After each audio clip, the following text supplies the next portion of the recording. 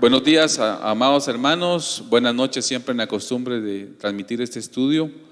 Hoy es martes 2 de junio de 2020. Estamos con nuevos cambios a nivel gubernamental. Ahora podemos circular de corrido de lunes a domingo o de domingo a lunes, como usted lo quiera ver, siempre con la restricción de horario de 5 de la mañana a 6 de la tarde. Es lo único, entonces fin de semana está abierto. Así que damos gracias a Dios por este día, que usted pueda continuar escuchando estos mensajes, los estudios. Hoy es la cuarta sesión en relación al libro de Efesios, una carta linda que el Señor inspiró al apóstol Pablo para escribirla, para decirle a la iglesia cómo la iglesia anda en el poder del Espíritu, ¿verdad? Ese Espíritu Santo es la parte del Dios eterno que está ahora con la iglesia. Así que los bendecimos, que usted esté cómodo en su hogar, siempre atento a estudiar la palabra del Señor, motive a sus hijos, a sus jóvenes, a su cónyuge, siéntense, anoten, tengan la escritura abierta. La verdad, hermanos, les voy a decir algo, el pueblo de Dios va a crecer en la medida del conocimiento. Cuando ese conocimiento viene a nosotros y el Espíritu Santo lo enciende, ahí es donde hay un poder, ahí hay una fuerza, hay una acción para la iglesia, amén. Así que el motivo de hacer estos estudios es eso, es equipar a la iglesia, no es ocupar un espacio, no es decir tabernáculo no está haciendo actividades, no es actividad social. Esto para mí, hermanos, es clave, es serio, es que usted reciba en su corazón la palabra bendita del Señor y usted sepa que es hijo de luz, que usted sale en esta tierra, amén. Así que el Señor le bendiga, sigamos adelante, el Señor ha sido bueno hasta ahora, hemos comido o hemos estado en paz, y que el Señor siga bendiciendo a Guatemala, siga bendiciendo al mundo. Y también con estas, ya entrando el invierno, con las amenazas de lluvias, pero Dios es bueno, hermanos, para siempre su misericordia, dice su palabra, y es cierto, amén. Así que vamos a orar. Padre, damos gracias por este día, Señor, en el nombre de Cristo Jesús. Gracias, Señor, por ese Salvador que un día se levantó, que Él estuvo dispuesto, y Padre eterno, demostraste todo tu amor para con la humanidad, Señor, que cuando estábamos muertos en delitos y pecados, sin valor, sin una posibilidad, vino tu Hijo bendito sin pecado a una cruz, a un madero, Señor, a pagar por cada uno de nosotros, Señor, el precio del pecado. Damos gracias también por tu Santo Espíritu, Señor, que está con nosotros, Señor. El que dice esta carta de Efesios, que ese mismo Espíritu Santo que resucitó a Cristo de los muertos está operando en la iglesia. Damos gracias, Padre, por no dejarnos desprovistos, por dejar tu bendita palabra, y que esta bendita palabra, Señor, sea revelada a cada uno de nosotros, Señor, en el poder de tu Santo Espíritu.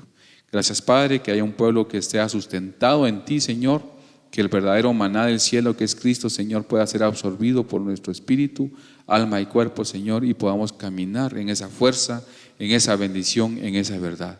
Bendigo cada hogar, Señor, en el nombre de Cristo, cada mesa, cada alacena, cada ambiente, Señor, cada habitación donde descansan mis hermanos, Señor, en las salas, los comedores, Padre Santo. Damos gracias por la iglesia, Señor, que está, Señor, cuidada por tu Santo Espíritu. Bendecimos, Señor, al que comparte la palabra el día de hoy, Señor, que sea revestido, que sea ungido, Señor, con ese poder celestial, Señor. Bendito seas, Padre, y que nuestros corazones, Padre, sean buena tierra, Señor. Es una súplica, Padre, donde tu palabra, Señor, la podamos atesorar, la podamos vivir, Señor. Gracias, Padre, Hijo y Santo Espíritu de Dios, en el nombre de Cristo Jesús. Amén. Así que, amada iglesia, preparémonos entonces. Vamos a seguir estudiando la palabra del Señor en esta fase cuarta del libro de los Efesios, y le damos la bienvenida a Vladimir Búcaro. El Señor te bendiga, hermano. Gracias. Y seas usado poderosamente. Muy bien. Es un gozo, una alegría estar con ustedes una vez más. Saludamos a todo nuestro querido público y a toda esta familia que está ya conectada con nosotros, y que vamos seguramente a estar estudiando y siendo edificados con la palabra. Recién terminamos el capítulo 1 de Efesios, que es la carta que estamos estudiando. Llevamos en la cuarta parte y hoy vamos a entrar al capítulo 2, pero recién estuvimos considerando y viendo el rol de la iglesia. Lo mencionamos en los últimos versículos, no lo vamos a repetir. Sin embargo, es una como buena forma de empezar recordando la misión que se le dio a la iglesia, y que el Señor le dio esa autoridad a la iglesia para poder representarlo, no solo aquí en la tierra, sino representarlo en otros ambientes, en otros lugares. Veamos el capítulo 1, solo para hacer la conexión al capítulo 2. Habla del verso 19, dice: ¿cuál la supereminente grandeza de su poder para con nosotros, los que creemos, según la operación del poder de su fuerza? Está hablando de cómo el Señor nos está abriendo la mente, el corazón, y dice que esa misma fuerza operó en Cristo, resucitándole de los muertos y sentándole a su diestra en los lugares celestiales. Hablamos que los lugares celestiales, pues más que algo que va a estar en un cielo físico, es una condición espiritual.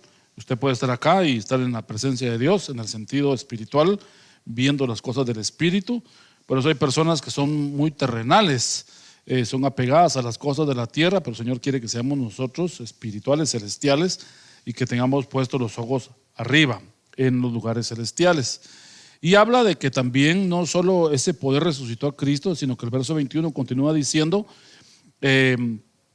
esto se extiende sobre los principados y las autoridades y poder y señorío, y sobre todo nombre que se nombra, no solo en este siglo, sino también en el siglo venidero. Bueno, está hablando de algo maravilloso, el poder de Dios.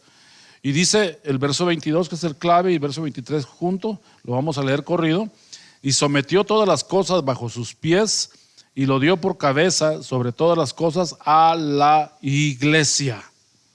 Miren qué interesante, la cual es su cuerpo, la plenitud de aquel que todo lo llena en todo. Interesante es que dice que esa autoridad y esa misión se la dio, dice el verso 22 al final, a la iglesia. La palabra griega aquí que está usando es eclesia y es congregación, pero tiene que ver más que con solo el concepto de congregación.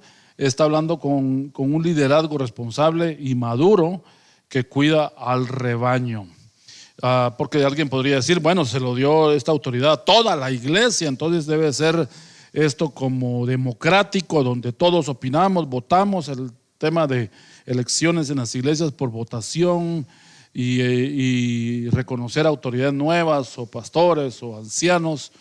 Hay iglesias hasta la usanza antigua que todavía trabajan con el sistema de la votación y parecen partidos políticos dentro de la iglesia, pero también está los nuevos regímenes que han entendido principios de sabiduría y que hay gente sabia en la iglesia, y se reúnen estos sabios y ellos deciden sobre las diferentes pasos a seguir y disposiciones en la iglesia. Imagínense que tomáramos en cuenta todos, no el consenso de todos necesariamente representa la voluntad de Dios.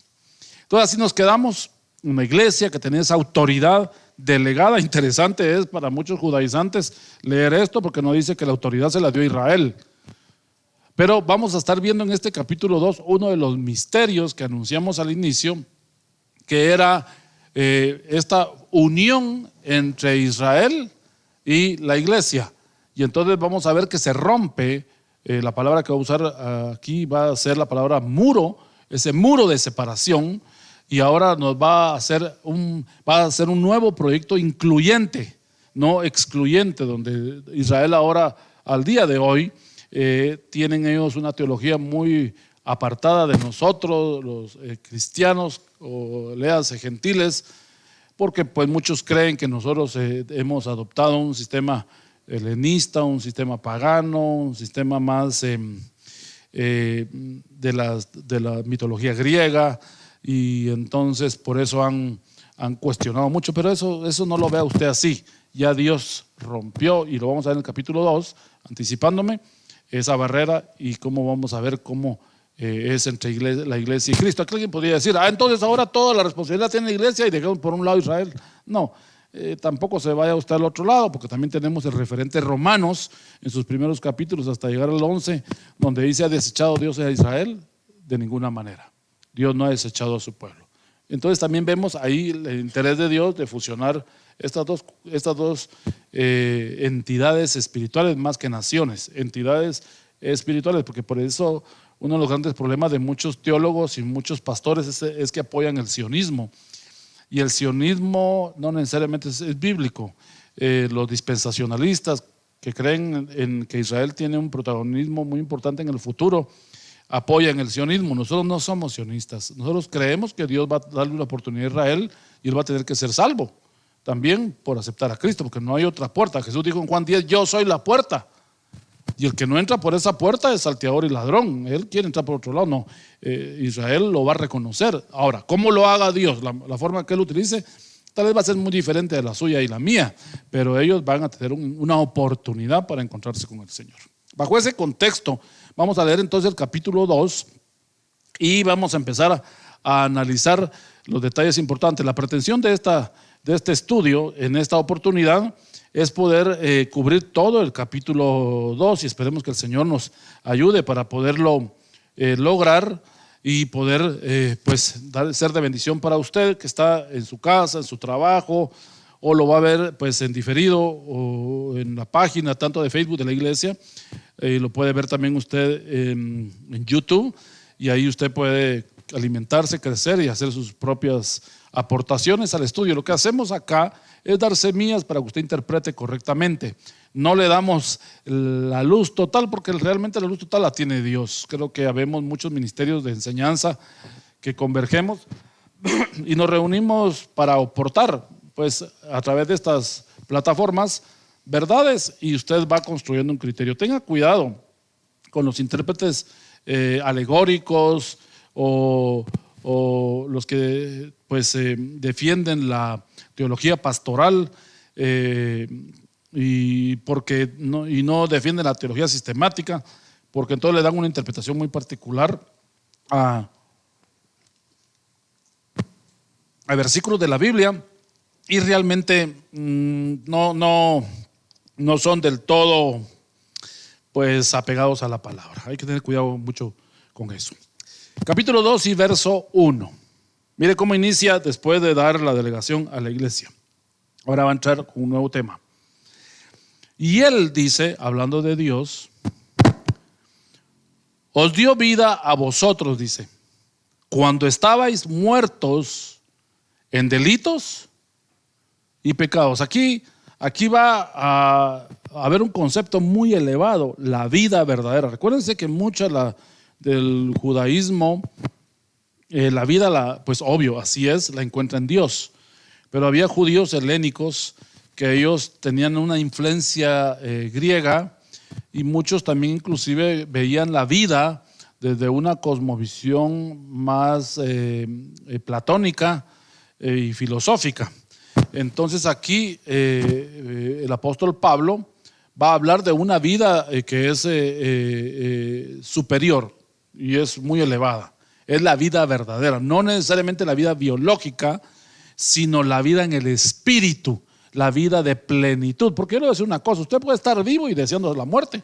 Hay gente que está vivo y no vive bien. Yo no digo tampoco partir del punto de vista que solo sea el placer como el fin último de la realización humana, el concepto hedonista, ¿verdad? De que todo lo que voy a hacer es para tener alegría, placer. Eso es parte, pero el placer pleno también se encuentra en Dios, porque un placer en las cosas del mundo, tener cosas, pertenencias, posiciones, dinero, riqueza, salud, y no tenemos al Señor. Por eso el apóstol Juan habla en su tercera carta y dice: amado, yo deseo que seas prosperado en todas las cosas, que tengas salud, así como prospera tu alma.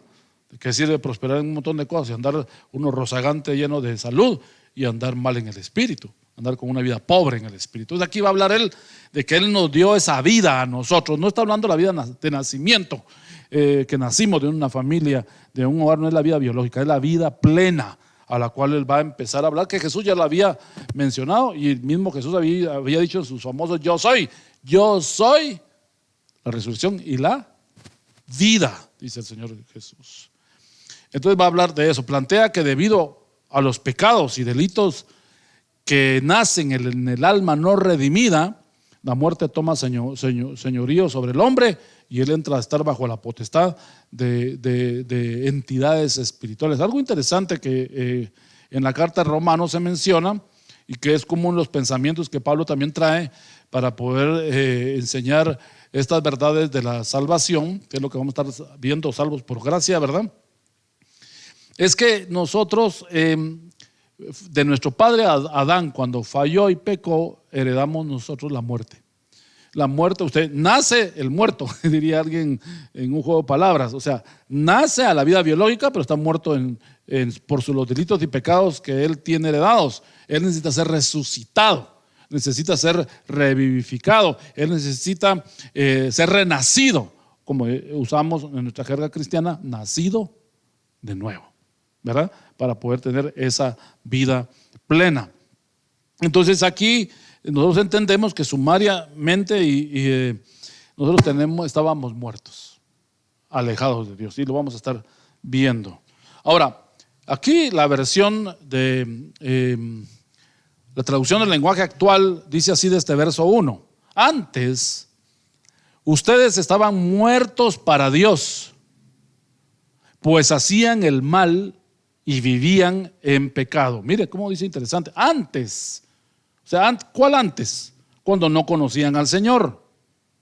Pero es que yo nací en la iglesia, yo soy cristiano de toda la vida. No, uno no es cristiano aunque haya nacido en un hogar cristiano. Uno tiene que aceptar a Cristo, porque la decisión de un niño no es permanente. En cambio, la decisión de un adulto ya pesa. Por eso nosotros no bautizamos niños, sino que bautizamos adultos. En ese sentido tenemos un poco de la influencia anabautista, ¿verdad?, en nuestra concepción del crecimiento de nuestra fe. Muertos, la palabra muerto en griego es necros. De ahí viene necropsia, de la necropsia, ¿verdad?, que es como los doctores que ven a las personas que han fallecido. Muerto en griego es necros y significa alguien que está impotente, alguien que está estéril, alguien que está subyugado, un cadáver que no se puede mover, que no tiene vida. Y mire qué palabra la que usa para nosotros. Nos está diciendo que nosotros estábamos vivos con la vida biológica, pero estábamos necros, o sea, estamos inhabilitados, subyugados a este cuerpo que nos quería que en sus caprichos hacer lo que quisiera y solo cumplir sus anhelos por sus pasiones en nuestro cuerpo como un vehículo. La palabra delito que te utiliza acá es la palabra paraptoma, del griego paraptoma. Y mire interesante qué significa delito en griego, cuando dice que estaban muertos en delitos. Paraptoma significa desliz, o sea, un lapso, una desviación. Es cuando alguien se para en una piedra o en algo resbaladizo y se cae, se desliza. Ese es el significado en griego. Es decir, un error intencional. Delito es aquello que alguien hace sabiendo que eso es malo. Es una transgresión voluntaria. Y se infiere también, o se interpreta, de que también se puede entender como una ofensa, como un pecado, como una falta, como un defecto. Interesante. Entonces estábamos necros en nuestra paraptomá. O sea, estábamos nosotros impotentes, estériles, subyugados como un cadáver. Y estábamos subyugados porque andábamos errando intencionalmente, transgrediendo intencionalmente, deslizando nuestros pies hacia lo malo. Eso era lo que nos apartaba de Dios. Interesante que también la palabra pecado, porque dice que estábamos muertos en delitos y pecados. La palabra pecado viene del griego amartía, que es una de las parte de la teología sistemática, la amartía o la amartología, ¿verdad?, que es el estudio del pecado. Y aquí significa, interesante, la traducción griega es válida para todos y es la que conocemos de años. Amartía en griego significa errar al blanco, pero interesante es que solo enfatizamos errar al blanco, pero el concepto es más amplio. Dice, amartía significa errar al blanco y así no participar del premio. Imagínense. Y no, por ejemplo, la mamá dice a final de año a sus 2 hijos, bueno, si ustedes salen con limpios en sus clases y no dejan ninguna clase, pues nos vamos a ir nosotros a un balneario y vamos a celebrar juntos y vamos a participar juntos, o yo les voy a regalar esta ropa, les voy a premiar con esto y lo otro, aunque no se deberían de premiar la responsabilidad, ¿verdad? Porque la responsabilidad de un hijo es estudiar. Entonces, premiar suena que se vuelve el hijo interesado. Ese es otro tema, pero estoy solo asumiendo, ¿verdad? Entonces, uno logró salir limpio y el otro dejó 4 clases. Entonces usted cumple su promesa y se lleva de paseo a uno y deja al otro. Debería llevarse a los 2 porque realmente el hijo tiene derecho por ser hijo, pero no es un tema de paternidad y de familia, que eso lo podemos ver en otra oportunidad. Errar al blanco y no participar del premio es no lograste llegar a la meta, no lograste cumplir esta expectativa. Entonces, ¿eso qué significa? Que la gente tiene que vivir con metas, la gente tiene que vivir con expectativas. No podemos seguir viviendo nosotros mediocremente diciendo, es que Dios me conoce, que yo soy débil, yo pues todavía tengo mi cigarro, yo fumo. Antes era drogadicto, pues ahora solo me quedó el vicio del cigarro. Entonces usted tiene que ir mejorando. No, es que mire, yo antes era un energúmeno, era una persona que me peleaba con todos. Ahora pues ya soy un poquito fuerte de carácter, pero a veces grito y una que otra mala palabra digo. Pero fíjese, pastor, de que ahora no soy el mismo de antes. Sí, pero usted tiene que ir mejorando. O sea, la idea es que usted tenga una boca santa, la idea es que usted tenga un hablar santo, la idea es que si yo tengo pasiones y luchas, pues conforme voy muriendo al viejo hombre y alimentando el nuevo hombre con la palabra y con una vida de santidad, este se va fortaleciendo. O sea, que es una lucha, aquí viven 2 adentro. Pablo lo decía, ¿verdad? Que lo que más quiero hacer es lo que menos hago y lo que menos quiero hacer es lo que más hago. Miserable de mí, ¿quién me podrá librar de este cuerpo de muerte? Él sabía que había una concupiscencia, la había que vencer. Pero si uno está viendo programas indecentes, está con gente indecente, si usted está yéndose al filo en su vida cristiana y exponiéndose, recuérdese que los únicos que se exponen en los barrancos son las cabras y usted es oveja. Las ovejas no se tienen que exponer porque se van a caer y se van a lastimar. Perdón. Antes entonces estábamos muertos. Así era nuestra condición. Esa es la condición antes de conocer a Cristo. ¿Qué más estábamos? Bueno, el verso 2 nos dice, estaban muertos en delitos y pecados, en los cuales anduvisteis en otro tiempo, dice el verso 2 del capítulo 2 de Efesios, siguiendo la corriente de este mundo conforme al príncipe de la potestad del aire, el espíritu que ahora opera en los hijos de desobediencia. Bueno, siguiendo la corriente de este mundo, la primera parte, la traducción del lenguaje actual dice, seguían el mal ejemplo de la gente de este mundo. Su versión dice, siguiendo la corriente. Esta palabra corriente no se entiende mucho, pero aquí, utilizando esta otra traducción del lenguaje actual, nos amplía el pensamiento. Dice, siguiendo el mal ejemplo. Quiere decir que las costumbres de las naciones, dice Jeremías, ¿verdad? Capítulo 10, dice que las costumbres de las naciones son vanidad. Hay costumbres que no son sanas ni saludables, cumplirlas.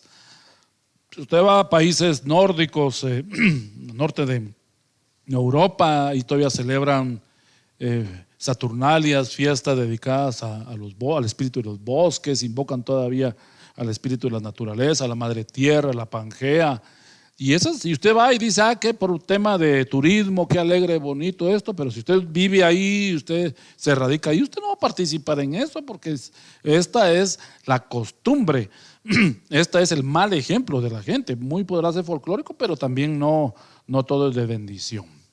Entonces, algo que está diciendo aquí es que antes nosotros estábamos siguiendo la corriente, estábamos siguiendo el mal ejemplo. Y así, si usted creció en una familia donde decía que robar era lícito, donde decir mentiras era lícito, donde el adulterio era lícito, pues usted ya crece viendo a sus autoridades haciéndolo y usted razona y dice, bueno, esto así es. Y luego es sometido a la palabra y la palabra le dice que eso así no es, que usted tiene que cambiar su forma de pensar. Entonces va a llevarse un proceso en el que usted tiene que quitar lo viejo para tener lo nuevo. Pero así fue como el Señor nos veía cuando estábamos muertos, siguiendo el mal ejemplo de la gente de este mundo. También dice conforme, conforme. Interesante la palabra que usa ahí, ¿verdad?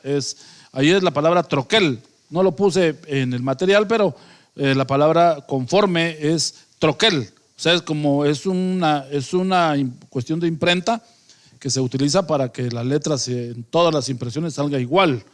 Estábamos como conformados al troquel que lo estableció el príncipe de la potestad del aire. Mire quién fue el que lo puso, el príncipe de la potestad del aire. Qué interesante. Quedemos en esa parte ahí, analicémoslo. Príncipe en griego es arjon. Arjon, como que usted estuviera escribiendo Arjona. Solo que quítele la A, es arjon. Y significa el primero en rango y poder. O sea, estaban sometidos al príncipe. Algunos creen que no necesariamente es Satanás, sino que son principados, entidades que están en algún sentido bajo la cobertura de algunos seres espirituales que tienen la autorización de poder regionalizarse de acuerdo a lo que el diablo le dice. No pueden tener contacto con el ser humano, estas entidades, pero sí pueden influenciar debido a los pecados comunes que se dan en esos lugares. Pero también se añade que también arjón significa principal, príncipe, soberano, gobernante, hombre principal, magistrado o autoridad. Entonces este príncipe, algunos dicen que puede ser otro de los títulos de Satanás. En el estudio de angeliología se puede analizar eso, pero pues no vamos a discutir sobre ese punto. Lo que sí sabemos es que es una entidad mala, al diablo y a sus secuaces. Aire, que menciona aquí la palabra, porque dice que es el príncipe de la potestad del aire. Interesante que use la palabra aire. Quiere decir que él gobierna sobre el mundo, pero él está en el aire. Eso es muy importante. La palabra aire que utiliza aquí Pablo en Efesios es aer. La palabra aer, y significa el viento circundante alrededor de la tierra. Es el viento que circunda alrededor de la tierra. Interesante. Entonces, las entidades espirituales y el diablo mismo está en los aires. Sí, hermano, pero yo he visto películas donde el diablo se le mete a la gente. Yo he oído de liberaciones, de exorcismos que se hacen, y cuando la persona la están liberando, le preguntan su nombre, le interrogan y dice: yo soy Satanás, y empieza usted a creer un montón de cosas. Mire, por principio el diablo fue echado a un lugar fuera de la tierra. Él no puede estar en la tierra porque él es tan nocivo, tan destructivo, tan mentiroso, es padre de mentira. Él es tan destructivo, peor que el COVID-19. Él es un virus fulminante, terrible, que Dios lo tuvo que poner en un aislamiento en los aires. ¿Dónde? No me pregunte, yo no sé. Lo que sí sé es que no es en la tierra directamente. O sea, el diablo no se materializa. Sí, pastor, pero recuérdese, hermano, recuérdese que cuando Jesús, dice la Biblia, que fue llevado por el Espíritu, en el capítulo 4 de Mateo, para ser tentado por el tentador, ahí estaba el diablo. Usted no sabe si eso fue espiritual. Jesús estaba orando y en su ayuno fue llevado en un éxtasis a una dimensión. Recuerda que Jesús tenía dimensiones abiertas, él tenía cielos abiertos, él podía conectarse con las esferas espirituales. Y recuérdense que la Biblia menciona que hay 3 cielos. Pablo dice en 2 Corintios, al final de su libro, dice que él conoce un hombre que fue llevado al cielo, que no sabe si en el cuerpo o fuera del cuerpo, pero fue llevado al 3er cielo a ver cosas que no le es permitido al hombre decir, del cual es ese hombre yo me voy a gloriar, dice Pablo. Pero Pablo habla de que por lo menos hay 7 cielos. Los judíos dicen que dice que hay 3 cielos, pero los judíos dicen que hay 7 cielos. Y que en esas dimensiones están las almas creadas, están las bondades, los regalos de Dios, están las entidades estas espirituales diabólicas, y está el trono hasta en el 7º nivel, ¿verdad? En la parte alta, en el townhouse de los 7 cielos está Dios, donde nadie entra. Nadie entra, solo el Hijo entró directamente a través de la sangre y el sacrificio directamente al trono del Padre. Y en Job 1 dice que se presentaron los ángeles Y entre ellos iba Satanás delante de Dios. Sí, puede ser que hayan llegado a algún lugar cercano, pero ese lugar es impenetrable. Es el lugar donde usted y yo vamos a vivir un día. Bueno, no sé si nosotros vamos a subir al séptimo cielo o el séptimo cielo va a bajar a la tierra, porque la Biblia dice en Apocalipsis que Dios mismo va a descender sobre nosotros. Y dice, y no habrá día, no habrá noche, no habrá sol, no habrá luna. Y dice, ahí Él resplandecerá y su brillo nos sostendrá a todos. Esta cosa maravillosa.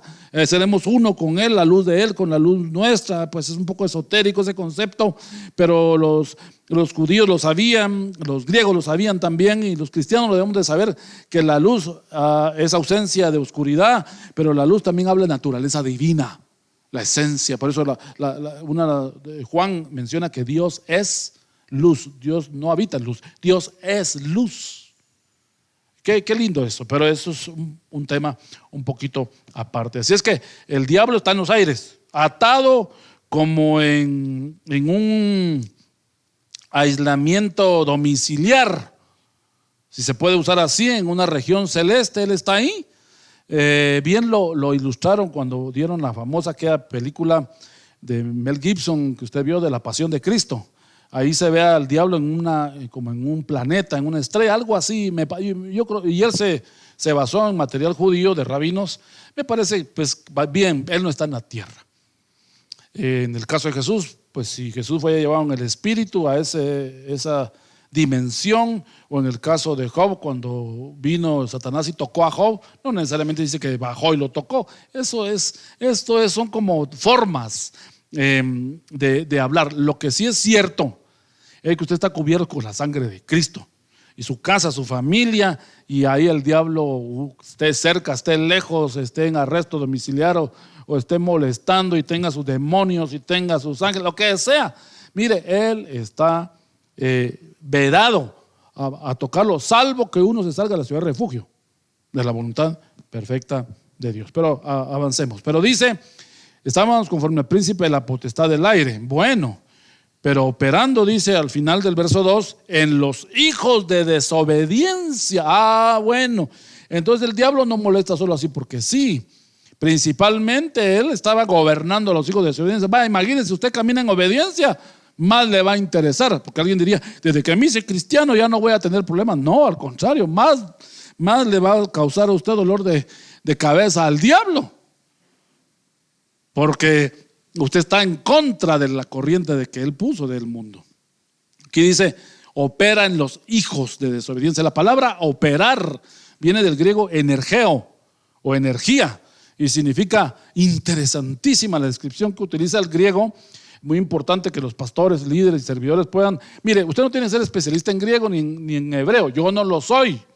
Si usted pensaba que yo hablo hebreo y griego, no es cierto. Simple y sencillamente yo encuentro las páginas correctas y usted entre al interlineal griego-hebreo, y que se llama Logos, y ahí le aparecen los versículos en griego y en español, y ahí tiene un número, y usted que antes pues el que se usaba era Strong, ¿verdad? Le da doble clic ahí y le da qué significa en español. Interesantísimo. Entonces la aplicación se llama Logos, y ya encuentra usted interlineal griego, interlineal hebreo en uno solo. Los dos están ahí. Entonces ahí es donde yo me he amparado. Es bueno que usted conozca las palabras originales, o si tiene dudas del significado de una palabra, vaya al original, a la interlineal. Si no, va a empezar a predicar lo que usted supone, y va a empezar a hacer doctrinas sobre no bases sólidas, y va a crear todo un imperio espiritual sobre un supuesto. Qué terrible. Significa actuar en el interior, opera. Entonces el enemigo opera en su alma, que es su interior. ¿Cómo opera? A través de los ojos, ¿verdad? Que son las cosas que dice el apóstol Juan que utiliza el diablo. Las tres cosas son las que hay en el mundo: los deseos de los ojos, los deseos de la carne y la vanagloria de la vida. A través de esas tres ojos, de esas tres cosas, él empieza a oprimirlo a uno. Pero dice que él no solo es lo de afuera, que usted diga, es que esa tempestad del diablo, es que llovió mucho y es del diablo. Eso no es cierto. Usted deje de pensar que los tsunamis vienen por el diablo, que le vino a Japón porque es un pueblo idolátrico, y 2 veces le vino tsunamis porque ellos no creen en Dios. Mire, hay mucho pastor fatalista, mucho pastor que estudia la cartografía espiritual, y lo vamos a estar viendo en el capítulo 6 de Efesios cuando hablemos de las regiones celestiales y la guerra espiritual, porque vamos a incluir eso en este estudio. Le vamos a dar la perspectiva correcta de lo que es. Aquí lo que está diciendo es que energeo significa actuando en el interior. Entonces, poniéndote malos pensamientos y motivaciones malas para que tú te apartes de Dios. Desobediencia, porque dice, operan los hijos de desobediencia. La palabra interesante aquí, aparte de operar, es desobediencia, y es apeiseía, que significa incredulidad,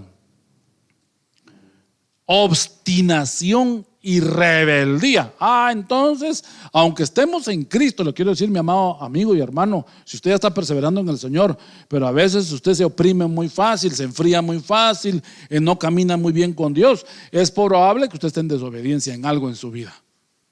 Tal vez usted en algunas cosas sí actúa bien, pero como dijo una persona, ¿verdad?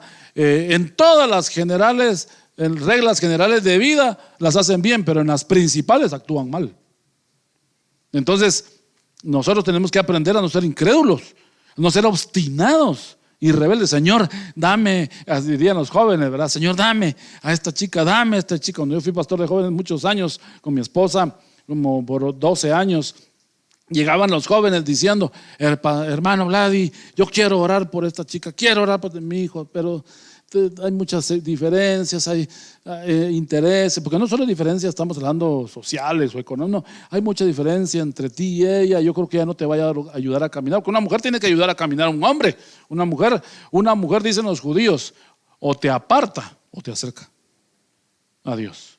Dice que una mujer creyente puede ganar un marido incrédulo, pero una mujer pagana puede apartar a un hombre creyente. Tienen esa fuerza y ese poder. Es increíble, es increíble. Bueno, ni modo, la mujer fue la que convenció a Adán para que comiera el fruto. Mire qué poder, ¿verdad? Interesante. Entonces, vemos acá de que en el terreno en el que se mueve el diablo es la desobediencia. La desobediencia es uno de los ambientes en los cuales el enemigo, principalmente a los que están en el mundo y no conocen a Cristo, ahí está, los tiene dominados, hechizados, hipnotizados, seducidos.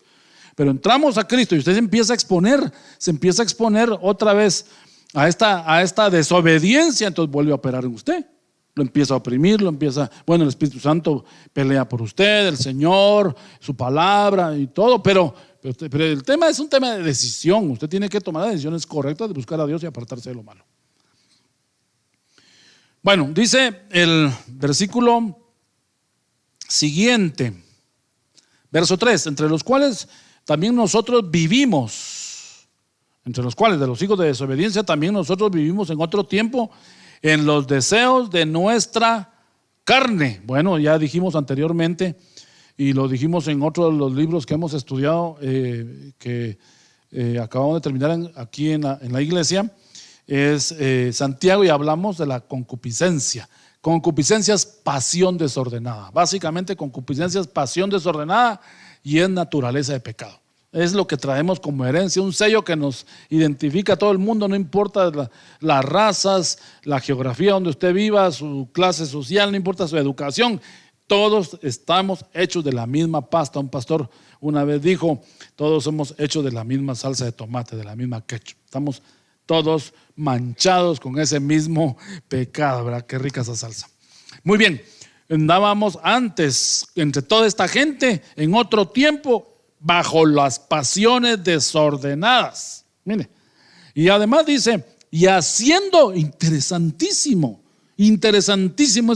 esta parte de este verso 3 a la mitad, dice, mire cómo, no sé si usted había alguna vez detallado este punto, dice, haciendo la voluntad.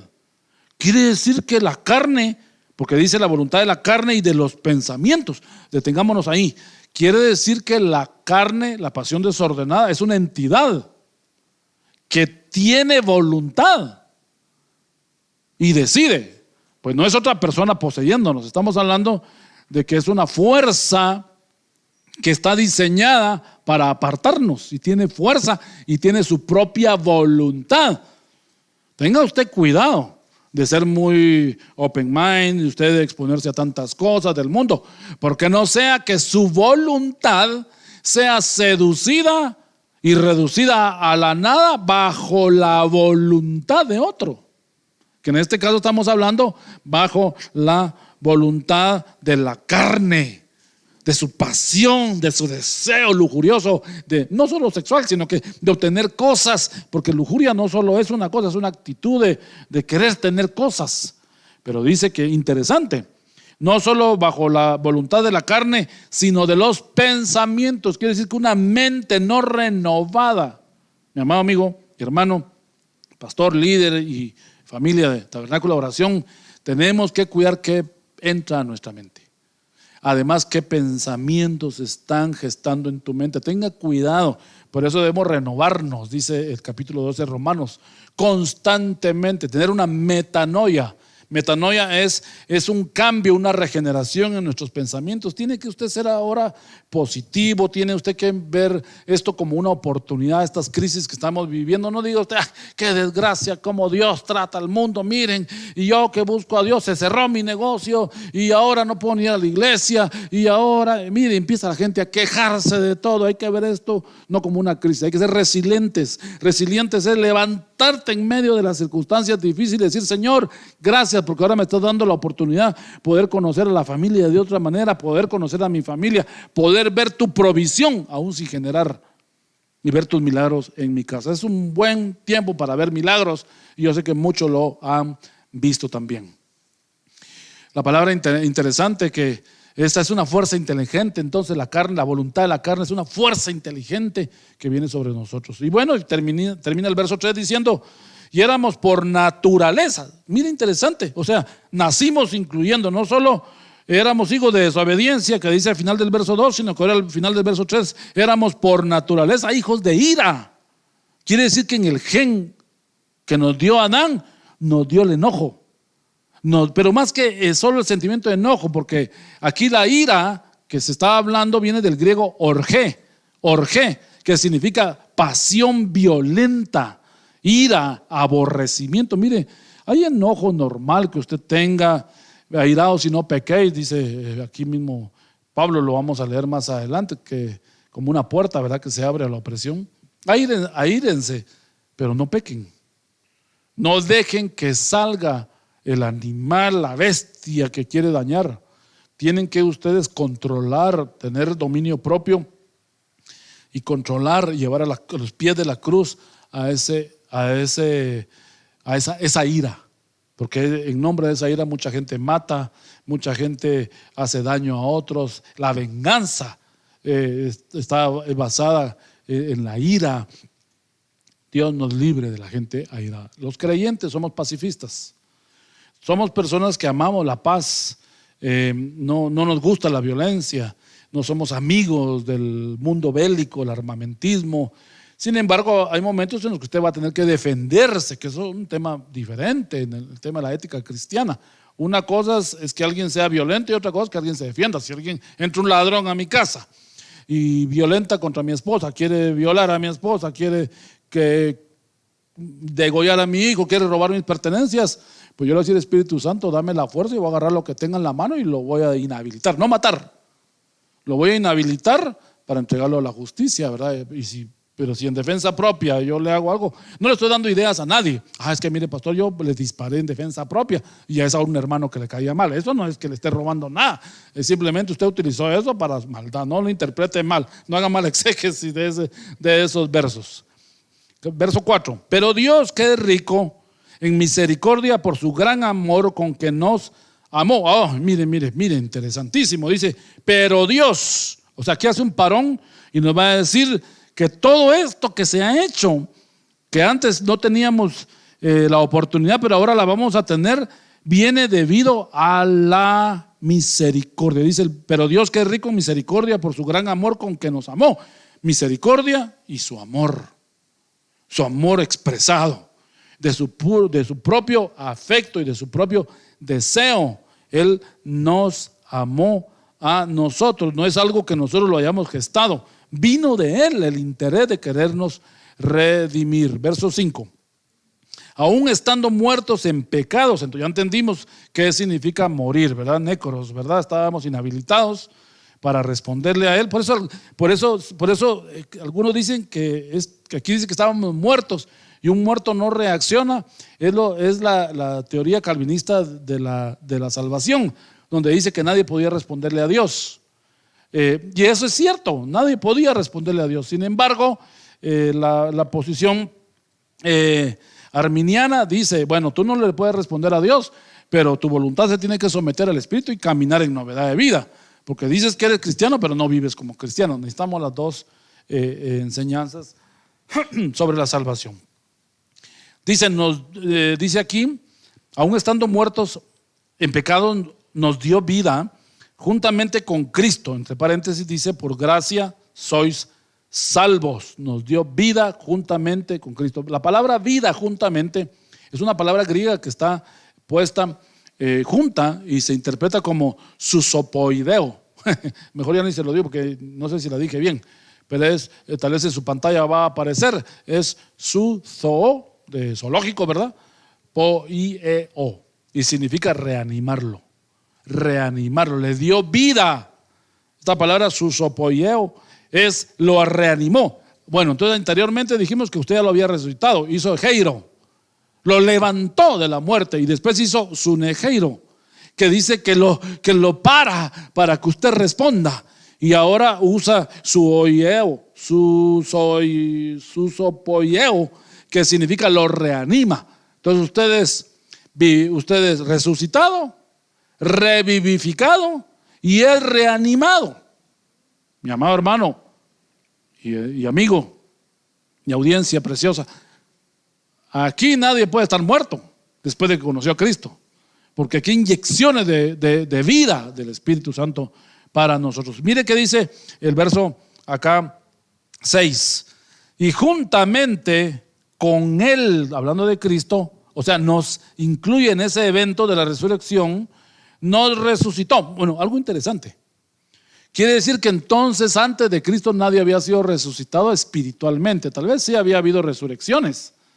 Por eso la Biblia menciona el seno de Abraham, ¿verdad? Que se menciona que ahí el rico veía a Lázaro, el pobre, y dice que estaban separados por una cima con ese, ¿verdad? Que es una depresión de suelo, como un barranco, y uno miraba al otro, le decía, Padre Abraham, ve y avísale a mi familia que se conviertan o que conozcan a Dios, porque yo no quiero que vengan aquí donde yo estoy. Y Abraham le dice, tienen a los profetas, tienen la ley, tienen la escritura, a ellos oigan. Entonces, ¿qué es lo que entendemos acá?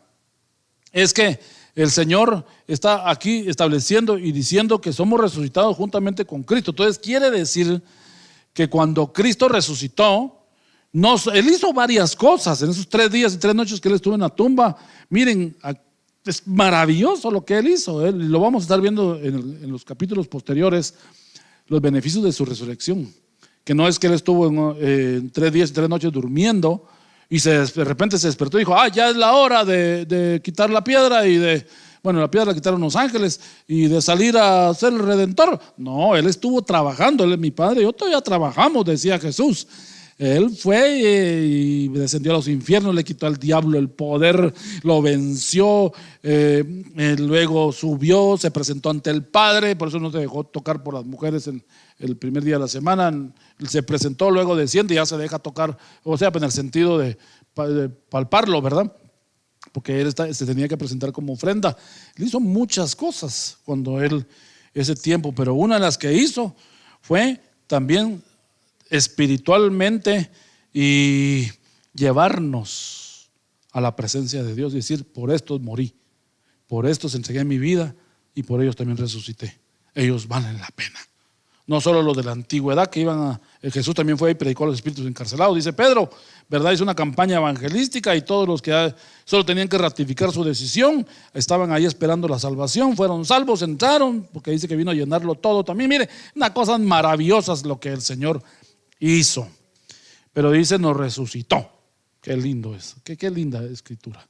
La palabra que utiliza pues es suneheiro, ¿verdad? Resucitó. que es revivificado, lo revivificó a usted. Y finaliza ese verso 6 diciendo: y nos hizo sentar en los lugares celestiales en Cristo, con Cristo Jesús. Interesante, otra vez utiliza la palabra lugares celestiales, solo que ahora lo está diciendo, nos hizo sentar. Pues esto es muy claro, que está diciendo que no es para el futuro, sino que es algo que es un evento. Mire, usted acepta a Cristo, le entrega su vida a Cristo, en usted es aplicada la justicia imputada. La injusticia imputada es que usted es salvo, visto como justo, visto como santo, visto como digno, es elevado a la posición de hijo, coheredero de la gracia juntamente con Cristo, y usted es puesto en los lugares celestiales a la par de Cristo. Eso es imputado, significa que usted no hizo nada. Eso solo es un derecho que obtiene por ser hijo. Aparte está la justicia impartida, que la justicia impartida es la que se le va dando en el proceso de su vida, en la que usted va dando pasos hacia el Señor y se va entregando. Por eso Jesús le dijo al ladrón en la cruz, ¿verdad? Cuando el ladrón le dice, acuérdate de mí cuando vengas en tu reino. Y eso del reino no era para todos, porque solo el reino le va a ser dado a los que se dejaron reinar. Y apenas tenía segundos o minutos que estaba entregando su vida, seguramente en un minuto posterior iba a morir. Y él le dijo: de cierto te digo que hoy estarás conmigo en el paraíso. Tú eres digno del paraíso, el lugar donde están todas las almas, pero ya reinar conmigo los que se dejaron reinar en vida, los que se le explicó la justicia impartida. Espero el Espíritu Santo le abra su mente para usted poder entender eso. Vamos al verso 8. Porque por gracia, mire qué bello versículo. Porque por gracia, dice, sois salvos por medio de la fe. Y esto no de vosotros, pues es don de Dios. Sois salvos. No dice que la fe es un don. Aquí está diciendo que por gracia. Interesante que la palabra gracia que se usa acá es sozo, con Z intercalada. S-O-Z-O, sozo. Y significa salvar. Es decir, librar o proteger. Interesantísimo, ¿verdad? O sea, que nosotros por gracia somos salvos. Por gracia somos salvos. Qué bendita palabra, ¿verdad? Anteriormente el verso 7 lo había dicho, ¿verdad? Mostrar las abundantes riquezas de su gracia en su bondad. Para con nosotros, una vez más, apela a lo que dice el verso 4, ¿verdad? Del deseo de Dios de querer restaurar. Pero estamos en el verso 8, leyendo esto por gracia. Mis amados hermanos, es un regalo. No se paga por ser salvos. No hay indulgencia, no hay premio, no hay salvoconductos. Con Dios no hay cuello. Es una palabra guatemalteca que significa influencia. No echamos mano del cuello blanco para poder acercar. No, ahí es solo por la sangre de Cristo. Solo con que usted diga, sí, Señor. Y si usted está conectado con nosotros, si usted no es cristiano y usted dice, yo simpatizo con el evangelio, pero nunca he hecho esa decisión, pues haga ese acto en este momento. Levante su mano y dígale: Jesús, entra a mi corazón, gobierna mi vida, limpia mis pecados, perdona mis faltas. Y ya sea que sea su primera vez o se esté reconciliando con el Señor, dígaselo: límpiame, perdóname mis pecados, quiero ser un hijo tuyo y te reconozco como mi único y suficiente Salvador. Amén. Ya es usted un hijo de Dios. Solo con esa palabra mágica, no es mágica, es una declaración voluntaria, nadie se lo está imponiendo. Por eso debemos revisar que cuando la gente acepte a Cristo no haya sido a la fuerza o por imposición, sino que sea algo genuino, de un deseo particularmente suyo. Y esto es dice que todo esto no es por obras. Qué belleza de escritura. O sea, nadie hace un esfuerzo para ser salvos.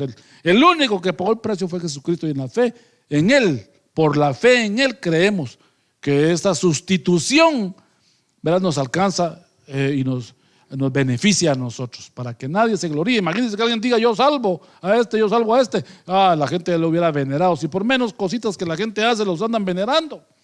Imagínense alguien que hubiera sido el que salvó. Si a Moisés, y con todo respeto del judaísmo que apreciamos y queremos mucho, si a Moisés, que fue el que Dios utilizó para salvar al pueblo de la cautividad, en Egipto, los 400 años de esclavitud que menciona Éxodo en sus primeros capítulos. Después él lo lleva con mano fuerte, viendo los milagros de Dios, las 10 plagas, parte el mar rojo en dos. Moisés fue como de alguna manera un salvador, es un tipo de Cristo. La gente, si el Señor no lo quita y se lo lleva, hubieran idolatrado a Moisés. Y todavía el día de hoy,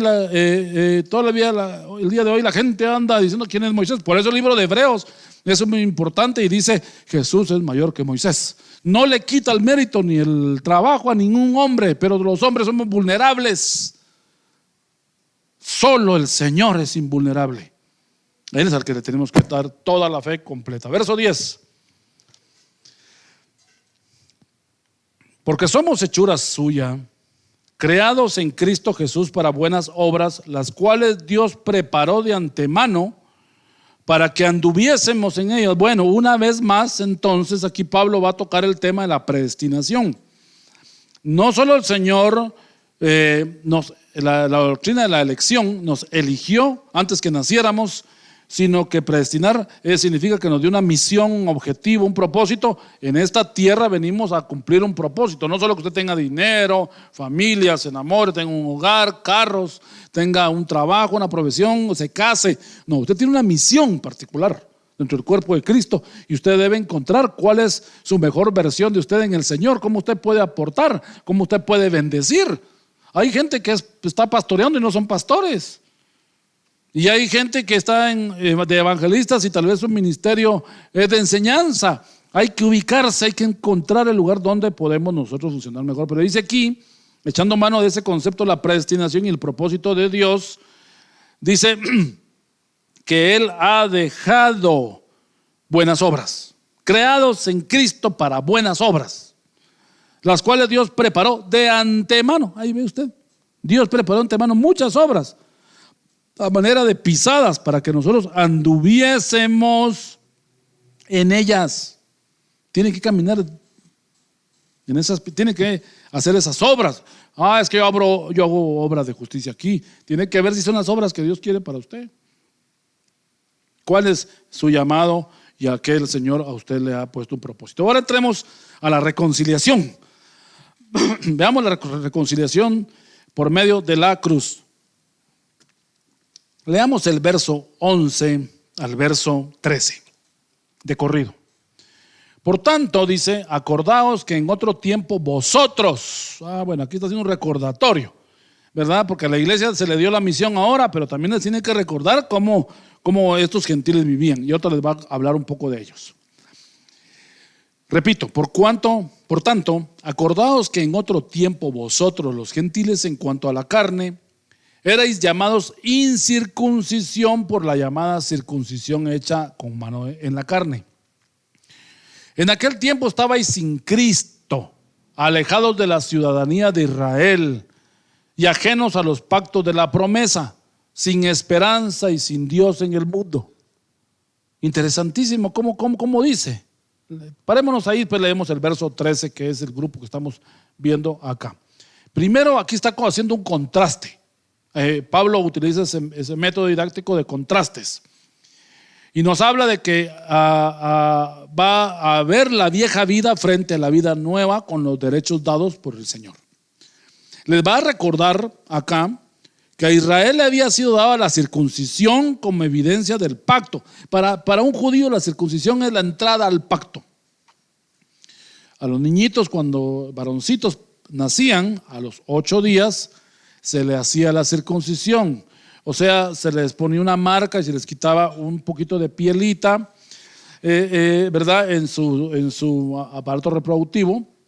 Y él lo que estaba ahí era poniendo una marca para que ellos no se mezclaran con la gente pagana. Cuando ellos quisieran tener relaciones y estas relaciones íntimas y sexuales tuvieran un fruto de un hijo, fuera entre la misma familia de Israel, bajo la voluntad de Dios en las 12 tribus.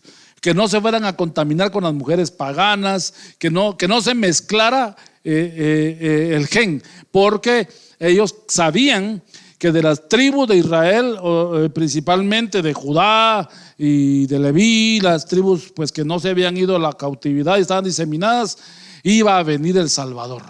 Y entonces ellos no querían correrse el riesgo de que el gen estuviera contaminado, aunque en la herencia de Jesús vemos ahí un par de personas que no son de la genealogía de Jesús, pues definitivamente vemos personas a Ruth, ¿verdad?, que era moabita, y otros más, etcétera, que fueron insertados como gentiles a la familia de Dios. Es el misterio que se menciona acá de cómo los israelitas y los judíos van a ser uno solo, que lo vamos a estar viendo en diferentes puntos.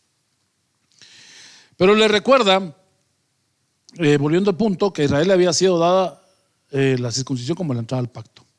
Los gentiles, la palabra gentil que menciona acá en el verso 11, los gentiles, dice, eran ustedes en otro tiempo. Esa palabra gentil viene del griego ednos, ednos, y significa foráneo, no judío, usualmente por implicación pagano. O sea, cuando alguien decía un gentil era un pagano, no judío, pagano. Y bueno, en esa condición de paganismo y gente no judía, porque Israel, pues obviamente entendemos que históricamente se guardó, aunque sabemos de que tuvieron sus errores, sus fallas. Los profetas anunciaron y dijeron, declararon los errores, pero no vamos a decir que Israel fue descalificado. No, si también nosotros tenemos nuestras cosas que podría hablar todo el mundo, todos podrían hablar de todos. Si se le busca, se le encuentra a alguien. Pero aquí está diciendo que aquí estaban ellos alejados.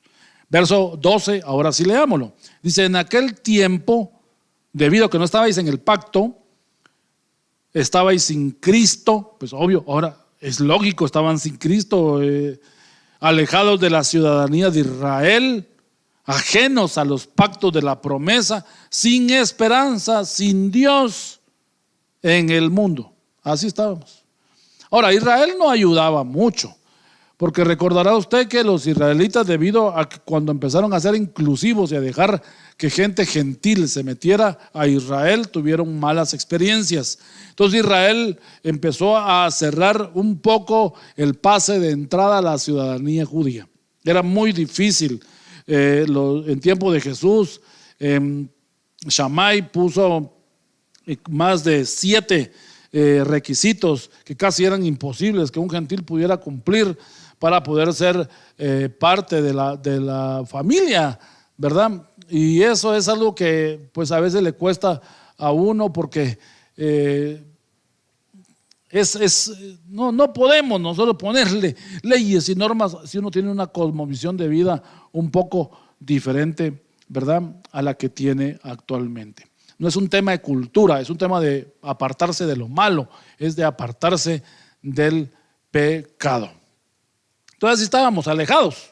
Mire qué cuadro, ¿verdad? Sin Cristo, lejos de la ciudadanía. Interesante la palabra que usa ahí, ciudadanía, como decir los derechos de la nación, ajenos a los pactos. O sea, no teníamos ningún beneficio, vivíamos solo así. Y hubo gente que se guardó, que seguramente Jesús fue y los visitó y fueron pues salvos por fe y por justicia, ¿verdad? Ahí ellos, de alguna manera, ese mundo antiguo tuvo que haber tenido una oportunidad. Leamos el verso 14. Y ahora nos va a decir quién intermedió para que esta falta de oportunidad se rompiera, porque prácticamente estaría diciendo acá de que nadie podía conocer al Señor, podía ser beneficiario de esos pactos si no era judío.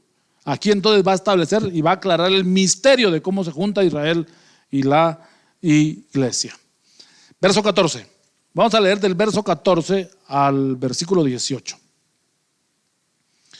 Dice así: porque Él, hablando de Jesucristo, que es lo que dice el verso anterior, es nuestra paz, que de ambos pueblos hizo uno. Esta escritura un judío la rechaza, no lo creen, mentiras.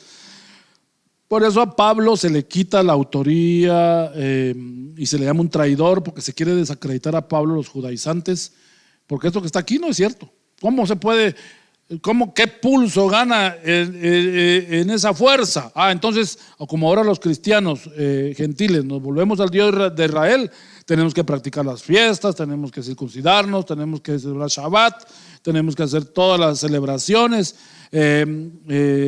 y cambiar nuestros nombres y hacer 1000 cosas para poder ser injertados. No es necesario eso, porque aquí en ningún momento se intuye o se deduce, y en el contexto histórico tampoco dice que estos de Éfeso se volvieron judíos, ni se volvieron judaizantes. Ellos cambiaron su mentalidad y se vestían como griegos, se vestían como gente que no era judía, pero en su corazón algo había sucedido. Dice, de ambos pueblos hizo uno, derribando la pared intermedia.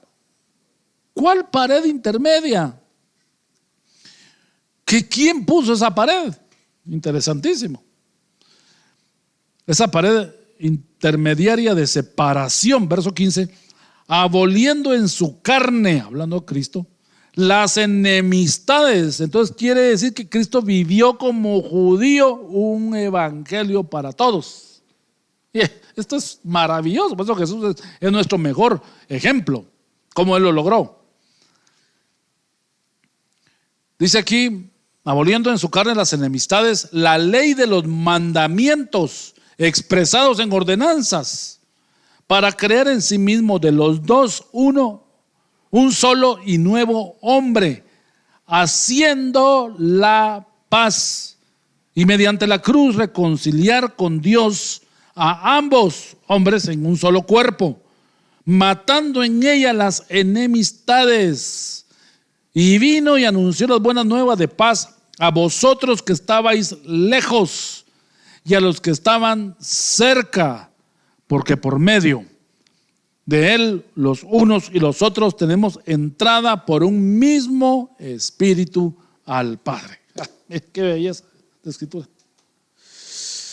Bueno, ¿qué beneficios vamos a recibir como siendo dos pueblos hechos en uno? Ya hay que dejar de estar peleando con Israel y con lo que nos quieran imponer en el judaísmo. Y acuérdense que este dilema ya fue resuelto en Hechos 15, en el concilio de Jerusalén con la iglesia primitiva, cuando los judíos de la iglesia en Jerusalén decían, no, a todos los gentiles que se quieran convertir, está bien que acepten a Cristo y que vivan su vida, pero tienen que vivir conforme a la Torá. Tienen que vivir los 10 mandamientos de Moisés, tienen que vestirse como nosotros, tienen que vivir como nosotros. No, él no está diciendo así.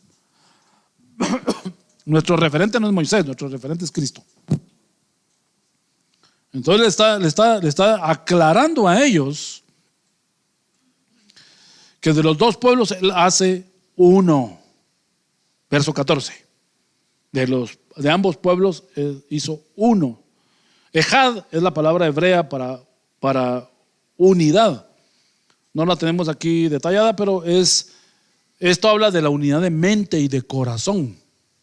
De los dos hizo uno. ¿De dónde viene ese pensamiento? Bueno, recuérdense que en Cantares, capítulo 6, verso 13, habla de ¿qué veréis en la amada? Dice, como la reunión de dos campamentos. La reunión de dos campamentos. ¿Cómo así? ¿Cómo así que dos campamentos se juntan y se toma lo mejor de cada uno y se hace uno mejor? Eso es como un híbrido, ¿verdad?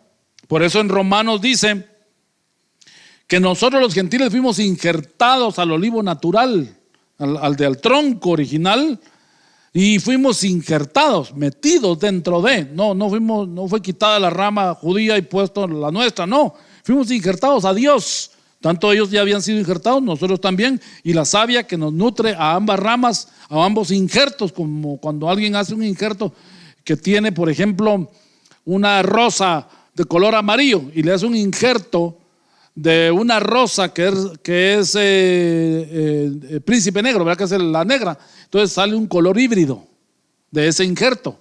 Es una mezcla mejor, más rica. Los híbridos en la agricultura son increíbles porque se busca el potencial de cada una de los dos semillas para que dé un fruto mejor. Dios tomó lo mejor de Israel y está tomando lo mejor de los gentiles y uniéndolos. ¿Cómo? Ese es un misterio, no sabemos cómo, pero Dios juntó Antiguo y Nuevo Testamento en Jesucristo y derribó el muro que nos separaba y ahora nos presenta un nuevo evangelio, una nueva forma de vivir el cristianismo.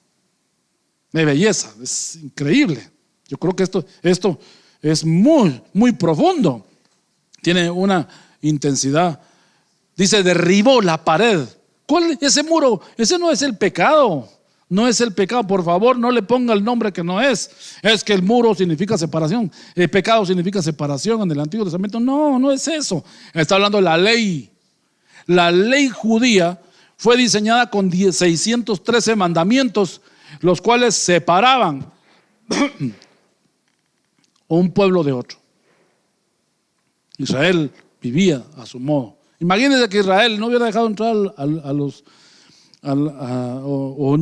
Israel, porque ellos no quieren abrirse a nadie, hablando religiosamente, ni lo van a hacer, saber qué Dios va a hacer con ellos, porque Cristo un día se les va a presentar y lo van a ver al que traspasaron y verán como al Hijo y llorarán, dice.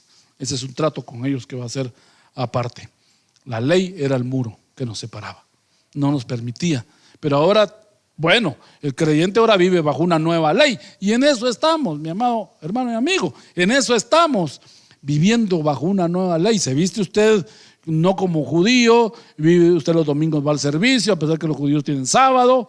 Usted celebra cumpleaños, día de esto, día de lo otro, y tal vez no celebra las fiestas de Israel, porque todo eso era sombra de los bienes venideros. No celebramos Shabbat. ¿Por qué el cristiano no celebra Shabbat? Porque Shabbat es espiritual, no es solo un día. Hay judíos que celebran el Shabbat, pero en su mente anda pensando en los negocios. Shabbat es una condición del alma, de dejar que Dios opere, que Dios trabaje, descansar en Dios. Obviamente, si le podemos dar una connotación de escoger cualquier día de la semana para usted dedicarlo al Señor, como nosotros los cristianos el día domingo, que fue el día de la resurrección. Que por cierto, no podían los cristianos del primer siglo entrar a las sinagogas porque los judíos los sacaban. Entonces ellos tuvieron que irse el primer día de la semana, al día siguiente del Shabbat, a celebrar sus cultos. Se celebraron domingo también, no solo por la resurrección, sino porque los sacaron de las sinagogas. Eso es histórico. Abolió las enemistades. Y esto no, yo quisiera verlo no solo espiritualmente, sino devocionalmente. Está aboliendo las enemistades usted en su casa. Anímese. Si el Señor abolió las enemistades entre la ley y la gracia, ya usted deje de estarse peleando, hombre, por cosas menores. Esto es una aplicación muy mía. Qué belleza de versículo. Y entonces dice, verso 17, vino y anunció las buenas nuevas de paz a vosotros que estabais lejos. Mire qué lindo, estábamos lejos, bien lejos, apartados. Pero también le abrió la mente a los que estaban cerca. O sea, no para que nos llamaran de lejos, para a los que estaban cerca seguir viviendo. Es como el hijo pródigo.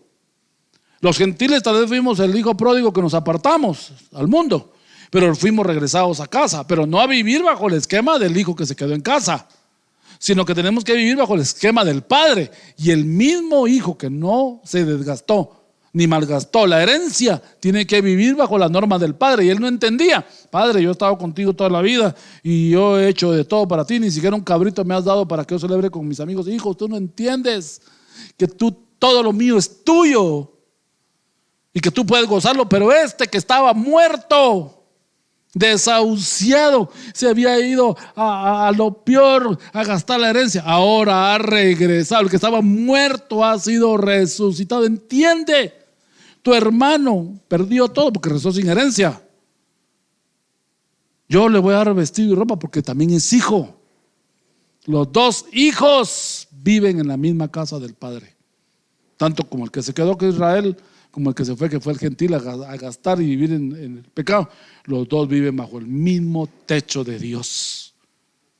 Yo lo llamo a usted la unidad, que no esté peleando por esto, de que la supergracia y la superley. No, todos debemos vivir en armonía en la iglesia. Se puede, ese es un misterio. Y dice que todo se hizo a través de Jesucristo. Verso 18. Estamos por medio de él los unos y los otros tenemos entrada, dice el verso 18. Por medio de él, hablando de Jesucristo, los unos y los otros tenemos entrada por un mismo espíritu al Padre. Esta es la historia del hijo pródigo. Verso 19.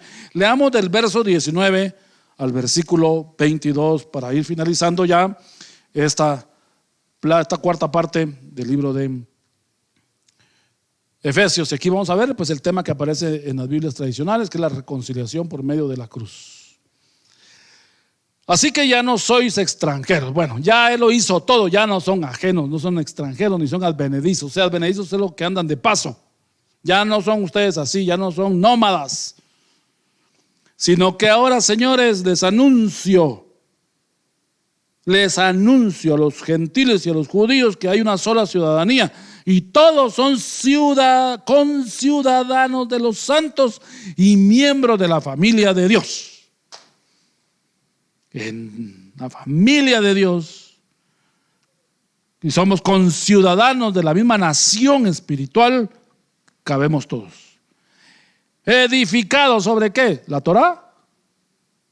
¿O edificados sobre el helenismo? ¿O edificados sobre el platonismo griego? No, edificados sobre el fundamento de los apóstoles y profetas. Mire qué equilibrio. Nuevo Testamento y Antiguo Testamento. Porque los profetas venían del Antiguo y los profetas venían del Nuevo. Son los que todos se convergieron y llegaron a la conclusión que a través de Cristo se podía lograr ese milagro de unidad. Siendo la principal piedra del ángulo, Jesucristo mismo, esta palabra, la piedra del ángulo, debe entenderla usted como un albañil de hace 2000 años. Cuando se hacía una construcción, la primer piedra que se ponía en la esquina era la que tenía el plomo y tenía la alineación. Luego se ponía otra en otra esquina y se alineaba. Era como la topografía de aquel tiempo y se tiraba el hilo y se podían cuadrar las dimensiones de una edificación. Pero esa piedra de esquina bien plomada, bien nivelada, bien definida, era la piedra del ángulo. Por eso se llama del ángulo. O se abría un poquitillo, se cortaba un poco y daba el ángulo, daba la orientación, pues. Aquí nos está diciendo en el verso 20 que la piedra del ángulo la base de toda esta edificación espiritual que se llama la iglesia, que ya mencionó al final del capítulo 1, es Jesucristo. Él es el patrón, el modelo, el medio, el plano principal. Jesucristo. Entonces tenemos que estudiar a Jesucristo, cómo vivió, cómo él reaccionó, lo que él predicó. Tenemos que hacer una cristología, que es otra de las enseñanzas de la teología sistemática. Es la cristología, estudiar a Cristo. Una iglesia que no estudia a Cristo, entonces es como decir que nos llamamos cristianos, pero no sabemos nada de Cristo. Usted tiene que saber lo que hizo Cristo. Por eso cuando alguien empieza sus caminos en el Señor, lo que se le recomienda son los 4 evangelios. Que aprenda el evangelio de Juan, el evangelio de Mateo, Marcos, Lucas, que los lea. Y para que empiece él a tener conocimiento de la persona que transformó su vida y transformó el mundo. ¿En quién? Verso 21 dice, bueno, ya tenemos la base, el fundamento que es Jesucristo. Bueno, no, perdón, son los profetas y los apóstoles. Y el ángulo y la orientación la da Cristo. Ya tenemos todas esas partes de construcción definidas. Ahora vamos a hacer el edificio. En quien todo el edificio, no una parte, no que todo el edificio bien coordinado. Ahí está la clave. Esta palabra coordinado es la clave. Debemos de nosotros dar pasos un poco acá, otro poco allá, hacer un ajuste aquí, otro ajuste allá. Por eso hay que tener cuidado sobre esta declaración de fe es lo último. Ten cuidado, a veces las declaraciones de fe tienen ajustes. No sobre los puntos principales de que sobre la Trinidad, el Hijo, sobre el Espíritu Santo, sobre la salvación, sobre los puntos medulares de la doctrina cristiana. No estamos hablando de eso, estoy hablando que hay, por ejemplo, modelos que usted va a agarrar eclesiológicos que pueden tener ajustes. Haga los ajustes, mi amado líder, pastor y amigo, hermano, aún en su empresa, en su casa, haga los ajustes necesarios para que lo lleven a mejorar. bien coordinado todo el edificio, bien coordinado, dice el verso 21, va creciendo para ser un templo santo en el Señor. Va creciendo, quiere decir que la iglesia va a crecer si tiene una buena base, el ángulo es Jesucristo, está todo bien coordinado, tienen un modelo para trabajar. Hay que sentarse y hacer modelos de trabajo, planear, planificar. Los niños, cómo atenderlos, las mujeres, cómo atenderlos, los hombres. Hay que hacer un plan, buscar modelos, preguntarle a gente sabia que ha hecho otros modelos eclesiológicos de cómo ser más efectivo con el uso de los recursos, el dinero, la gente, etcétera, para que podamos crecer bien. Y el último verso y final de este capítulo 2 es: ¿en quién? Hablando de Cristo, vosotros también sois juntamente edificados. Aquí hace entonces la comparación y el contraste con nosotros. No solo el edificio espiritual para que todos lo sigan, sino que eso también se está construyendo en su interior.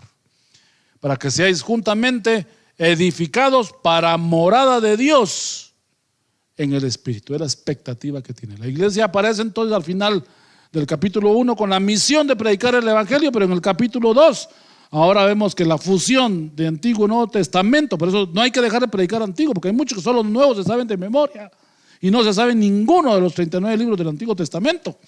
Son raquíticos en Antiguo Testamento. Tenemos que conocerlo todo. Es un llamado para que toda la iglesia conozca las instrucciones, las enseñanzas que le den validez y certeza a nuestro ministerio. Quiero dejarle este pensamiento, mi amado hermano.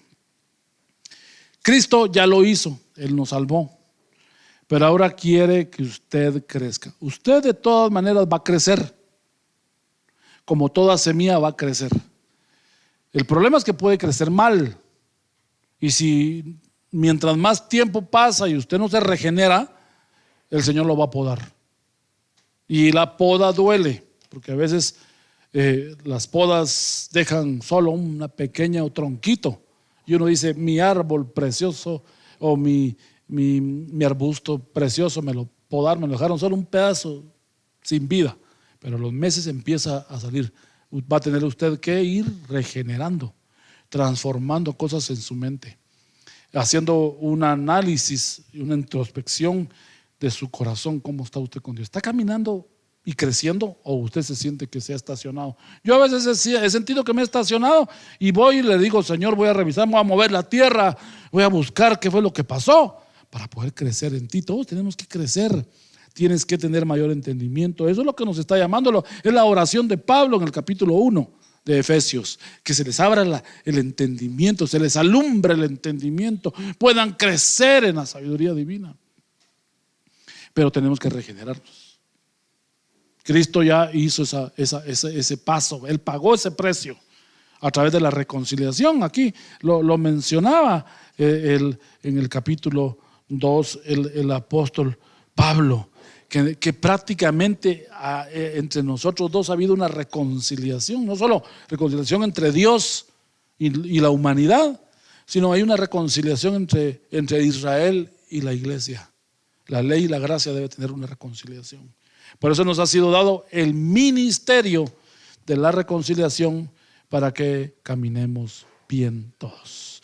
Ha sido un gusto compartir con ustedes entonces esta cuarta parte de este estudio, y lo animamos a que usted lo esté leyendo en su casa el resto de los capítulos, para que cuando nos juntemos a ver el capítulo 3 en la siguiente sesión, ya usted ya pueda tener un entendimiento mayor. Dios les bendiga, un abrazo a todos y ánimo, que Dios va a seguir bendiciéndonos, sorprendiéndonos y proveyéndonos. Dios les bendiga.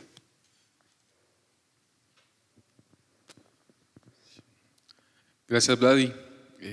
Pues damos gracias al Señor, hermanos, por su bendita palabra. Qué alegría poder ser beneficiarios de todas las bendiciones que Dios tiene para nosotros. El capítulo 2 termina así: en quien vosotros también sois juntamente edificados para morada de Dios en el Espíritu, dice. Qué gran promesa, hermanos, qué gran regalo, qué gran poder para la iglesia. Así que me alegra saber que están bien, familias. sigamos estudiando la palabra del Señor, síganse sus devocionales, sigan orando en familia. Así que el Señor les bendiga en sus hogares. Pido al Señor que bendiga siempre todo lo que usted haga, todo lo que emprenda, todo lo que realice, todo lo que lleve a cabo. Gracias a Dios por su provisión, por su alacena, porque siempre el Señor esté con usted, que haya paz, que haya salud, que haya gozo y que nuestras vidas sigan siendo transformadas a la luz de la palabra, no a la luz de lo que los hombres creamos, sino a la luz de la bendita palabra de Dios. Así que, Iglesia de Cristo, el Señor les bendiga, les amamos, les estimamos, y que la unción del Santo esté sobre nosotros, sobre cada uno de ustedes, y que el Señor resplandezca sobre nuestras vidas. En el nombre de Cristo, hasta pronto. El Señor les guarde en perfecta paz. Amén.